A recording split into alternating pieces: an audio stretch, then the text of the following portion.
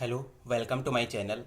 Last video में मैंने coordinate geometry के टॉपिक चल रहा था और उसमें एक्सरसाइज 7.2 की क्वेश्चन नंबर 6 तक कंप्लीट करा दिया था। अब आज एक्सरसाइज 7.2 से क्वेश्चन नंबर 7 से स्टार्ट करूँगा, ठीक है।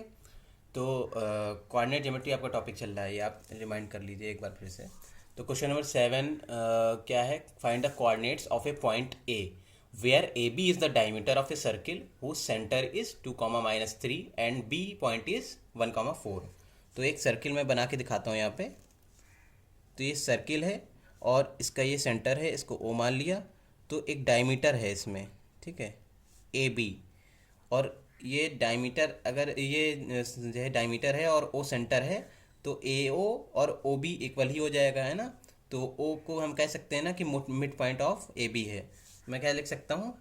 ए B is the diameter of a circle, diameter of a circle, then AO is equal to OB। तो therefore हम क्या कह सकते हैं? O is the mid point of AB। ठीक। तो अब हम मिड पॉइंट वाला फार्मूला लगा सकते हैं। तो ए पॉइंट पहले क्या दिया है वो निकालना है, x1 y1, इसको मैंने मान लिया, ठीक है। ओ मिड पॉइंट है, उसको मैंने ओ पॉइंट को मैंने क्या इसमें लिखा हुआ है क्वेश्चन में? हाँ, 2, -3। बी पॉइंट क्या दिया हुआ है? 1, 4। ठीक है। तो अब इसको x1 y1 मान लिया है, तो इसको ऐसे ही रहने देते हैं। इसको x और y मान लेते हैं, इसको x2 y2 मान लेते हैं। तो ये मिड पॉइंट है ना। तो फार्मूला क्या हो जाएगा? x के लिए x is equal to x1 plus x2/2। तो x की वैल्यू क्या है यहाँ पे? 2 है। तो 2 इज इक्वल टू x1, तो x1 ही रहेगा, प्लस x2 क्या रहेगा? 1 अपान में 2, और क्रॉस मल्टीप्लिकेशन कर देंगे तो कितना आएगा? 2 2 ज़ा 4 is equal to x1 plus 1। 1 इस साइड आ जाएगा तो 4 -1 हो जाएगा। तो x1 इज इक्वल टू 4 -1। तो x1 इज इक्वल टू कितना आ गया? 3। ये आ गया x1। अब मैं इस साइड x2 का y1, अरे y की वैल्यू निकाल देता हूँ इधर। तो y is equal to y1 plus y2/2। ठीक है। तो y की वैल्यू क्या है? -3 इज इक्वल टू y1, तो y1 है, प्लस y2 की वैल्यू है 4 अपान में 2। क्रॉस मल्टीप्लिकेशन कर देंगे तो कितना आएगा? 3 2 6 -6 हो जाएगा, is equal to y1 plus 4। तो y1 इज इक्वल टू कितना हो जाएगा? -6, और 4 माइनस में चला जाएगा तो -4। तो y1 इज इक्वल टू -10। ठीक है। तो हम क्या कह सकते हैं? Hence coordinate of point A is 3, -10। और यही आपका आंसर है। मैं एक बार क्वेश्चन फिर समअप कर देता हूँ। क्या क्वेश्चन था आपका? कि एक ए बी है लाइन, ठीक है, वो एक सर्किल की डायमीटर है और ओ उसका सेंटर है। और आपको ये पता है कि ओ सेंटर, ओ के कोऑर्डिनेट्स 2, -3 दिए हुए थे क्वेश्चन में। बी पॉइंट का कोऑर्डिनेट दिया था 1, 4, और ए पॉइंट के कोऑर्डिनेट नहीं दिए गए थे क्वेश्चन में, वो आपको निकालने थे। तो मैंने जो ऐसे लिख दिया। फिर उसके बाद अगर ए बी डायमीटर है तो ये ओ मिड पॉइंट हो जाएगा, क्योंकि ओ सेंटर है। तो A O is equal to O B हो जाएगा, तो ओ मिड पॉइंट हो गया। तो मिड पॉइंट वाला फार्मूला क्या होता है? X is equal to x1 plus x2/2 x coordinates के लिए, और y is equal to y1 plus y2/2 y coordinate के लिए। तो x वाला फार्मूला लगा करके मैंने x1 की वैल्यू यहाँ पे मिस थी, तो वो मिसिंग वैल्यू मैंने पता कर ली। फिर यहाँ y में फार्मूला लगा करके y1 की मिसिंग वैल्यू थी, y1 की वैल्यू पता कर ली। तो इसलिए x1 और y1 की वैल्यू पता हो गई, और ये इसलिए coordinate of point A is equal to 3, -10 हो गए। ठीक है। तो ये आंसर हो गया। अब इसकी स्क्रीनशॉट ले लीजिए। मैं नेक्स्ट क्वेश्चन पे चला जाता हूँ, क्वेश्चन नंबर 8 पे। नेक्स्ट पेज से चाहता हूँ।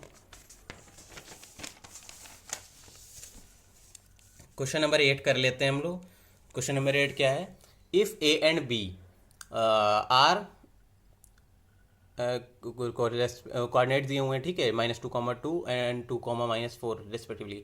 Find coordinates of P such that A P is equal to 3/7 A B and P lies on the line segment A B. तो ए पॉइंट का क्या दिया है? -2, -2। बी पॉइंट क्या दिया है? 2, -4। ठीक है। तो एक ये हो गया, बी पॉइंट ये हो गया। और आपसे बताया जा रहा है कि ये ए बी लाइन अगर है, ठीक है, ये इसका अगर ए पॉइंट है, ये बी पॉइंट है, तो पी इसमें कहीं लाइज कर रहा है। ठीक है, लाइज ऑन ए बी। तो ये कोई भी रेशियो हो सकता है, M1:M2 में जो ये डिवाइड कर रहा है ना। हम लोग अभी सेक्शन फार्मूले के बेसिस पे पूरी एक्सरसाइज सॉल्व कर रहे हैं। आपको याद होगा, सेक्शन फार्मूला याद होगा कि x के लिए क्या होता है, M1x2 plus M2x1/M1 plus M2, और y के लिए क्या होता है, M1y2 प्लस M2y1 अपान M1 प्लस M2, है ना। तो यहाँ पे हम क्या मान लेंगे, यहाँ पे पहले रेशो दिया नहीं है, तो हम लोग रेशो के लिए इसमें दे रखा है कि such that A P is equal to 3/7 A B, A P is equal to 3/7 A B, है ना। तो ए पी जो है, A P upon A B मैं निकाल लेता हूँ। A P upon A B कितना हो जाएगा, 3/7, यानी कि ए पी ये है यहाँ तक और ए बी यहाँ तक है 7। तो अगर ए पी जो है आपकी मान लें कि 3 है, तो टोटल ए बी ठीक है वो कितनी हो जाएगी, 7 हो जा रही है। तो पी बी कितनी होगी, यानी ये इतनी कितनी होगी। तो टोटल अगर 7 है ए बी लाइन, ठीक है, ये देखिए ए बी जो है आपकी 7 है और ए पी लाइन क्या है, 3 है। तो ये क्या हो जाएगी, ये 4 नहीं हो जाएगी, तो 4 हो जाएगी। तो ऐसे हमें क्या पता चला, देयरफॉर रेशो क्या हो जाएगा, M1, अरे एन नहीं लगेगा, M1 plus M1 upon M1 ratio M2, M1 ratio M2 3/4 हो जाएगा। ठीक है, अब मैं यहाँ पे फ्रेश फिर से पॉइंट लिख लेता हूँ। ए पॉइंट क्या है, -2, इसको x1 माना, इसको y1। और बी पॉइंट क्या है, 2, इसको x2 माना और इसको y2 माना।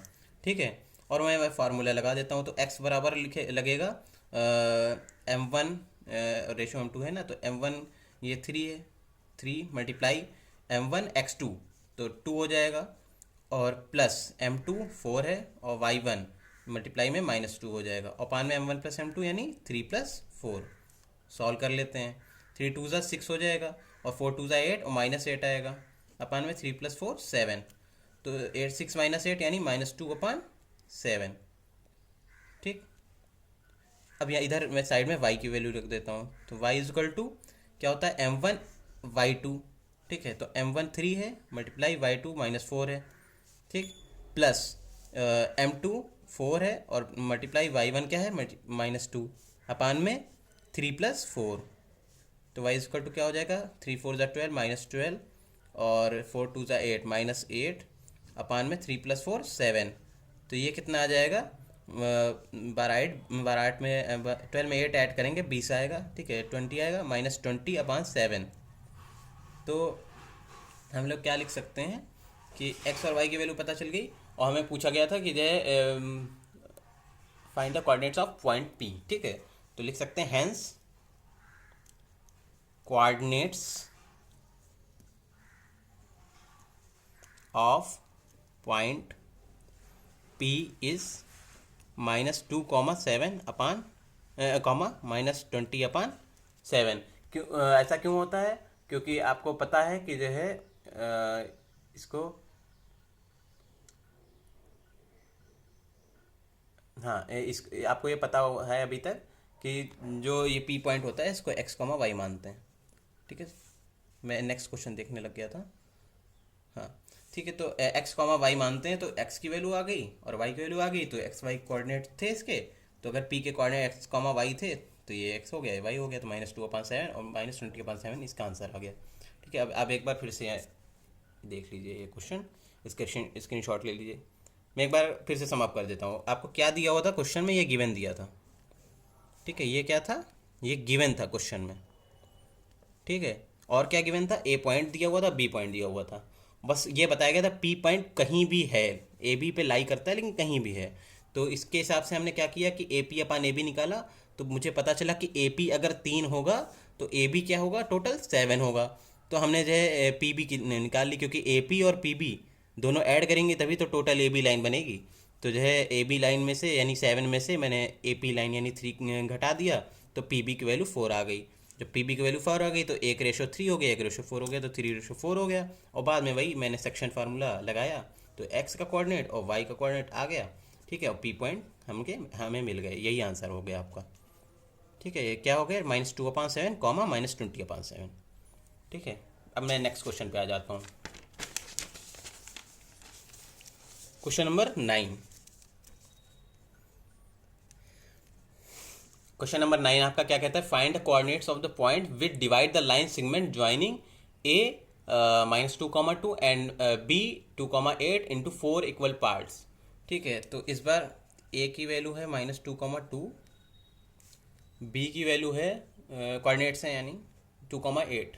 ठीक है, और ये 4 इक्वल पार्ट्स में इस लाइन को जो है कोई डिवाइड कर रहे हैं।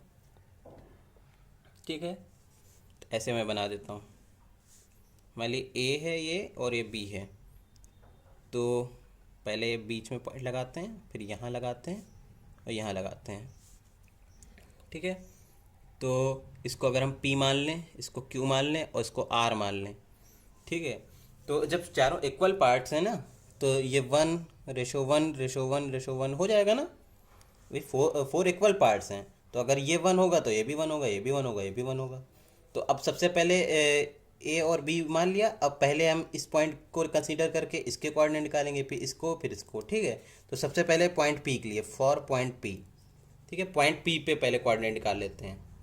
तो फॉर पॉइंट पी क्या हो जाएगा, पी को मान लेते हैं कि पी एक्स कॉमा वाई है अभी, तो यहाँ पे लिख लेंगे ए -2,2 है, बी 2,8 है, और रेशो क्या है। अब रेशो देखिए यहाँ पे पता करना पड़ेगा।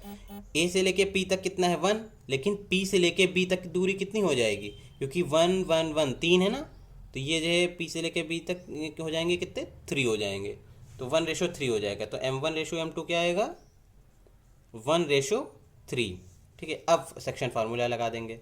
तो x M1 यानी 1 मल्टीप्लाई x2, तो इसको x1 माना होता है और इसको y1, और इसको x2, इसको y2।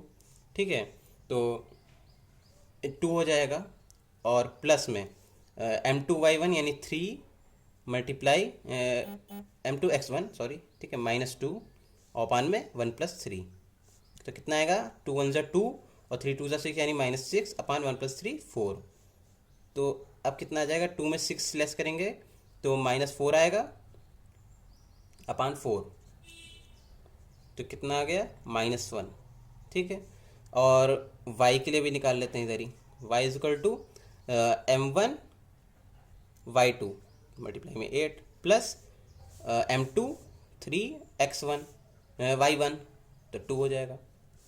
ठीक है, अपान 1+3, तो ऐड करेंगे तो 8 1 8 प्लस 3 2 6, और ऐड कर देंगे 3 + 1 4, तो 8 6 14 अपान 4, 2 2 4 2 7 14, तो कितना है 7/2।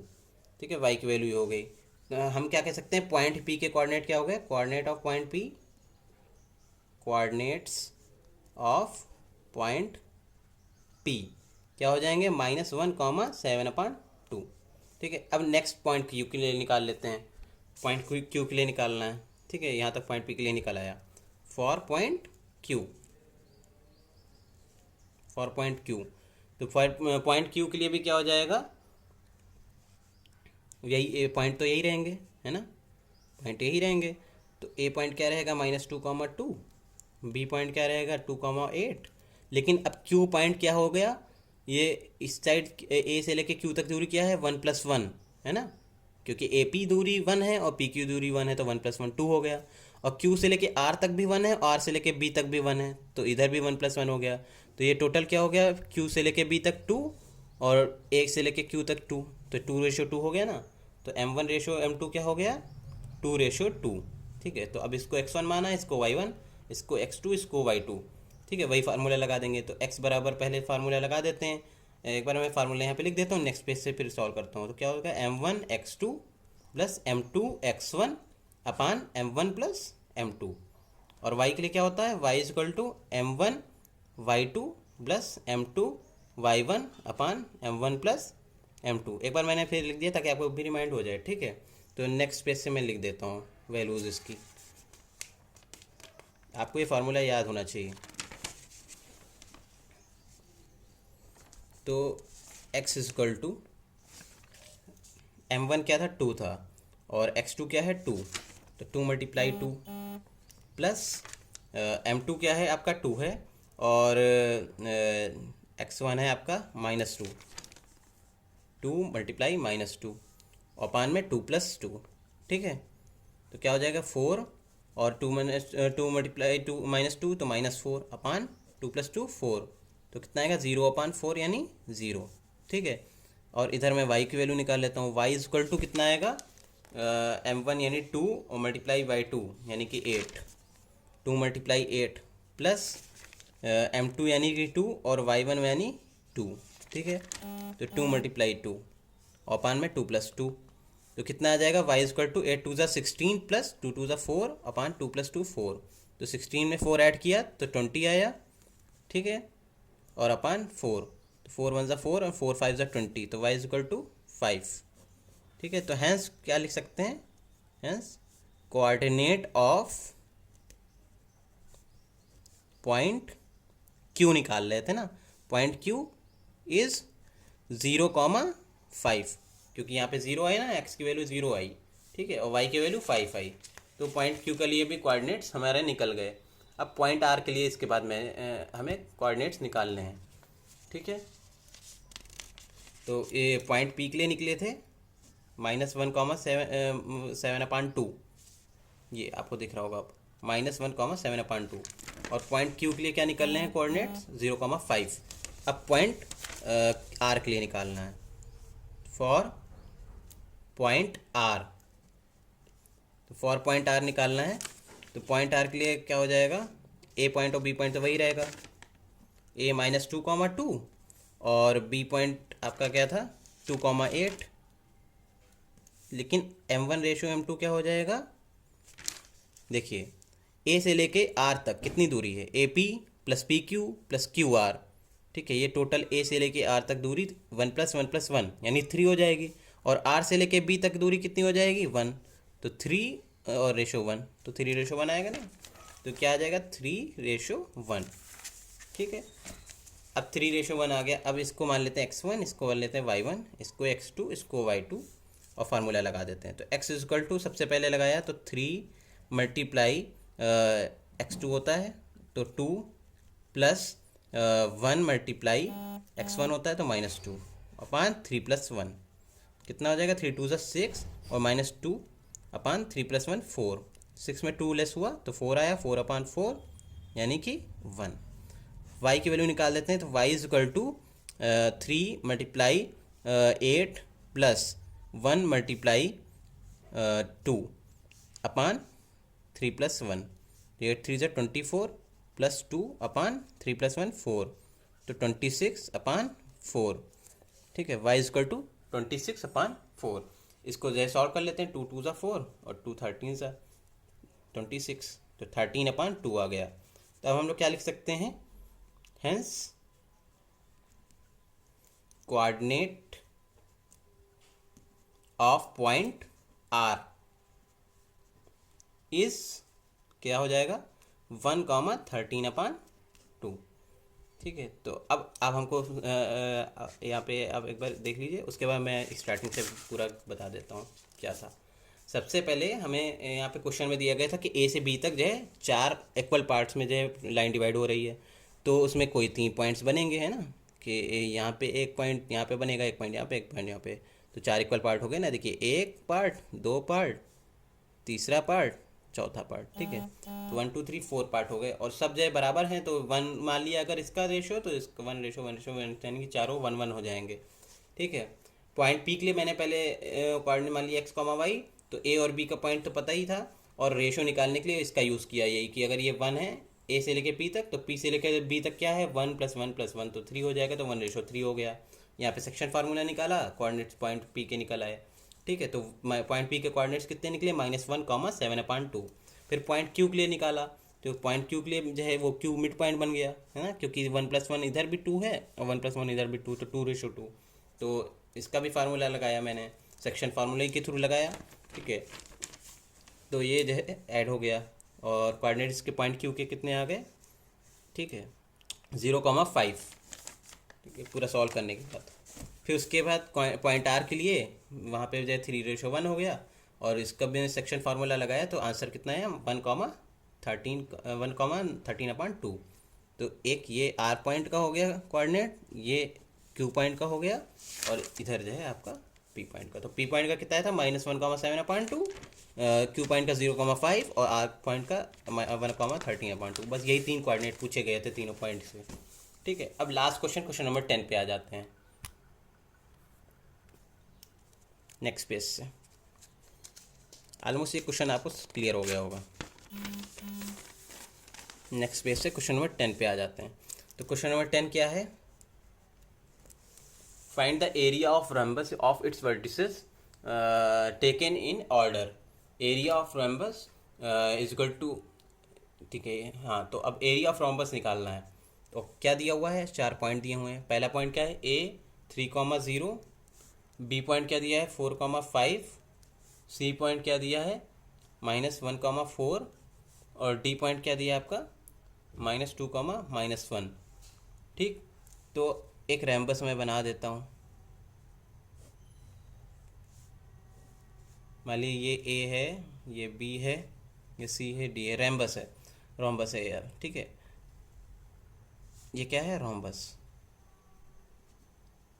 मैं लिख दिया ताकि आपको प्रोनाउंसिएशन क्लियर हो जाए कि मैं क्या बोल रहा हूँ। रैम्बस है, ठीक। तो इसकी डायगोनल्स भी मैंने बना दी। तो अभी देखिए कि एरिया ऑफ रोम्बस का फार्मूला हम लोगों को क्या पता है। देखिए क्या होता है? एरिया ऑफ रोम्बस होता है 1/2 multiply product of its diagonals, product of its diagonals, ठीक है, ये होता है। तो हमने सबसे पहले डायगोनल्स की वैल्यू निकालनी पड़ेगी ना। तो डायगोनल पहली डायगोनल क्या है? ए सी। तो ए और सी की वैल्यू रख लेते हैं। ए 3,0 है, सी -1,4 है। तो यहाँ पे वही x1 y1 मान लेंगे, x2 y2, और वो डिस्टेंस फार्मूला लगा देंगे, ठीक है। तो कितना आएगा? ए सी इज इक्वल टू √3 -1 का होल स्क्वायर, यानी +3 + 1 का होल स्क्वायर, प्लस 0 -4 का होल स्क्वायर, ठीक है। कितना आएगा? 4 का स्क्वायर प्लस -4 का स्क्वायर, तो कितना हो जाएगा? √16 + 16, तो √32, ठीक है। अब इसके बाद AC के बाद कौन सी डायगोनल निकालनी पड़ेगी? BD, ठीक है। तो BD निकाल लेते हैं। B क्या हो गया? 4,5। D पॉइंट क्या हो गया? -2, -1। इसमें भी x1 y1 x2 और y2 मान लिया, ठीक है। अब मैं इसमें भी लगा देता हूँ। तो BD इज इक्वल टू क्या हो जाएगा? √4 -2 का होल स्क्वायर, यानी 4 + 2 का होल स्क्वायर, और प्लस 5 -1 यानी +1 का होल स्क्वायर। तो कितना आएगा? 4 + 2 6 का होल स्क्वायर, प्लस 5 + 1 यानी 6 का होल स्क्वायर, ठीक है। तो कितना आ जाएगा? √36 + 36, तो कितना हो गया? √72, ठीक है। इतना हो गया। तो हमें AC मिल गई, BD मिल गई।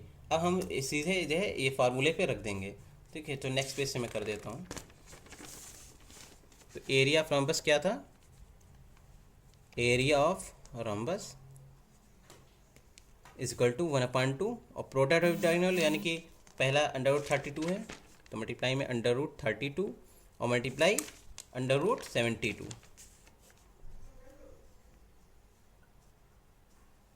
ये हो जाएगा प्रोडक्ट ऑफ इट्स डायगोनल्स में, ठीक है।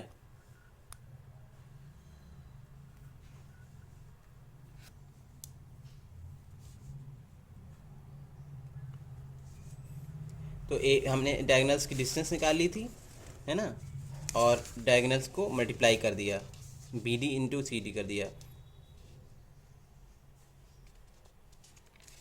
अब इसको सॉल्व करते हैं। तो अब अंडर रूट में कोई चीज़ होती है, √A मान लीजिए, √B, तो इसको मल्टीप्लाई करना पड़ता है ना, दोनों को मल्टीप्लाई करेंगे तो √AB आ जाएगा। तो इसका टू 1/2, और 32 और 72 को इधर मैं मल्टीप्लाई करता हूँ। 72 × 32 कितना आएगा? 2 × 2 = 4, 2 × 7 = 14, और 3 × 2 = 6, और 3 × 7 = 21, 6 4 10 0 3, ये, ठीक है। तो ये क्या आ गया? √2304, ठीक।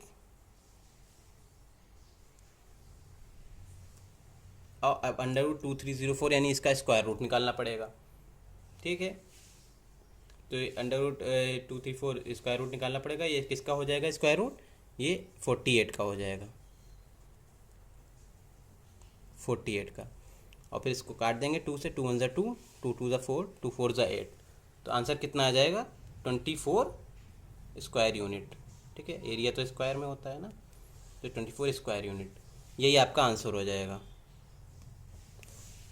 तो आप इसका स्क्वायर रूट निकालिएगा। स्क्वायर रूट निकालने का मैं तरीका बता देता हूँ, अगर जिन लोगों को नहीं आता एक बार स्क्वायर रूट का तरीका भी देख लें। 2304 है, इसको फैक्टराइज करेंगे, ठीक है, 2304। तो सबसे पहले 2 से अगर काट लें आप, हम वो डिविजन मेथड में नहीं बता रहा हूँ मैं, यहाँ पे factorisation method, prime factorisation method जो होता है ना, वो ऐसे ही मैं करके दिखा रहा हूँ यहाँ पे ईजी वे पे, ताकि ज़्यादा कठिन ना लगे। तो 2 1 2 और 2 1 2, 2 5 10, 2 2 4, फिर 2 5 10, 2 7 14, 2 6 12, फिर 2 2 4, 2 8 16, 2 8 16, 2 1 2, 2 4 8, 2 4 8, 2 7 14, 2 2 4, 2 36 72 हो जाता है ना, फिर 2 18 36, 2 9 18, फिर 3 3 9, 3 1 3। तो अब यहाँ पे पेयर बना देंगे ना, स्क्वायर रूट निकालना है, तो एक इसका पेयर बनाया, इसका, इसका, इसका और लास्ट इसका, कितने हो गए, एक 2 का बना, एक ये 2 का बना, एक ये 2 का बना, एक ये 2 का बना, एक 3 का बना। अब सब में मल्टीप्लाई लगा देते हैं ना, तो 2 2 4, 2 8, 2 16, 3 48, है ना। तो 48 आ गया ना, तो 48 का स्क्वायर रूट था ये, ठीक है। ये मैंने आपको स्क्वायर रूट निकालना भी सिखा दिया। तो अब आज इस एक्सरसाइज 7.2 का क्वेश्चन नंबर 10 ये लास्ट क्वेश्चन था। तो आज की वीडियो में इतना ही, और नेक्स्ट वीडियो में मैं एक्सरसाइज 7.3 से पहले जो भी टॉपिक होगा उसको मैं समझाऊंगा, क्लियर करूंगा, फिर उस टॉपिक से रिलेटेड जो भी क्वेश्चन होंगे वो मैं लगवाऊंगा, ठीक है। तो इस वीडियो में इतना ही। आप लोग इस चैनल को सब्सक्राइब करिए, शेयर करिए। थैंक यू वेरी मच, ठीक है। Thank you. Share, like and subscribe करिए, और जो आपके डाउट्स होते हैं वो कमेंट सेक्शन में आप ज़रूर बताइए, फीडबैक बताइए, ठीक है। Thank you very much.